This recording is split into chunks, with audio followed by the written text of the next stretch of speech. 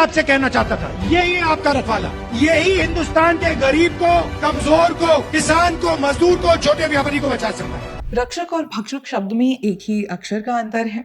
अब देखते ही खुद को संविधान के रक्षक बताने वाले भक्षक कैसे बन जाते हैं, ये कोई आश्चर्य की बात नहीं है।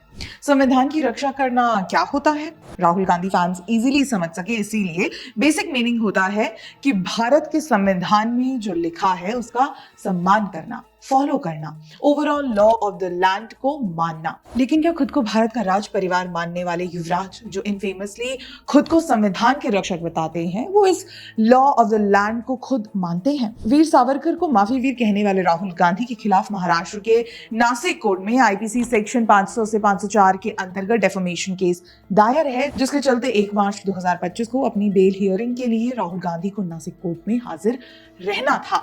लेकिन क्या वो आए? जी नहीं। अब कांग्रेसी शहजादे चाहते हैं कि कोर्ट उन्हें बिना किसी अपीयरेंस के कोर्ट में हाजिर होने से परमानेंट एक्सेप्शन ग्रांट कर दे और सुविधा दे कि वो कभी भी वीडियो कॉन्फ्रेंसिंग से अटेंड करें। क्या ऐसी सुविधा आम आदमी को है, जबकि सीनियर डिवीजन और additional chief justice magistrate RC Narwadia पहले ही ये साफ कर चुके हैं कि राहुल गांधी को बेल इन पर्सनल फाइल करनी होगी।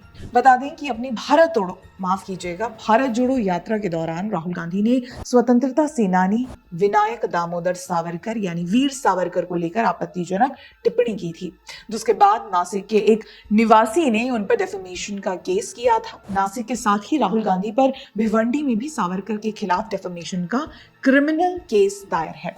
चलिए हम ही फ्रीडम ऑफ स्पीच का आर्गुमेंट दे देते हैं, लेकिन अगर उससे किसी की भावनाओं को ठेस पहुंचे तो डेफेमेशन का केस दायर करने का हक भी हमें संविधान ही देता है।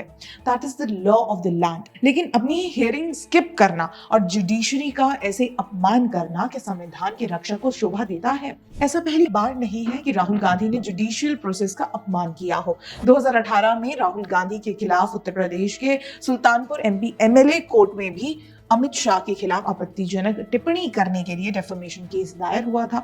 अदालत से मजबूर युवराज ने लगातार 12 बार कोर्ट हियरिंग स्किप की, 12 बार, जिसके बाद कोर्ट से स्ट्रिक्ट वार्निंग मिलने के बाद 26 जुलाई 2024 में उन्होंने आखिरकार कोर्ट में पेशी लगवाई।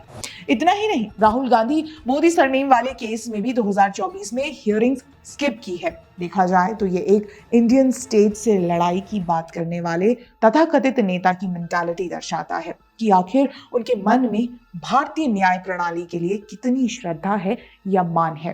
अब राहुल गांधी कोई प्रधानमंत्री तो है नहीं, ना ही कोई पोस्ट पर है जो फ्री हो हियरिंग्स के लिए, ना इनका पॉलिटिकल करियर इतना अच्छा चल रहा हो। 90 डक्स इन पॉलिटिकल फील्ड तो चैंपियंस ट्रॉफी वाली पाकिस्तानी टीम ने भी नहीं कलेक्ट किए होंगे। एक तरह से देखा जाए तो न्याय प्रणाली का अपमान करने की आदत खानदानी है। शाहबानो केस इमरजेंसी में लाए 42वां अमेंडमेंट ही ले लीजिए, जहां कांग्रेस ने जुडिशरी को स्टिफल करना चाहा था। ऐसे कई केसेस हैं। इंदिरा जी जब चाहती थी किसी को नेता से जज बना देती थी और जज से नेता। जस्टिस बहीर उल इस्लाम का केस तो याद होगा ही आपको। लेकिन अब राहुल बाबा ने बोल ही दिया है कि वो संविधान के रक्षक हैं, तो होंगे। हाँ, अपने चमचों द्वारा रचित अलग दुनिया में ही सही, पर होंगे।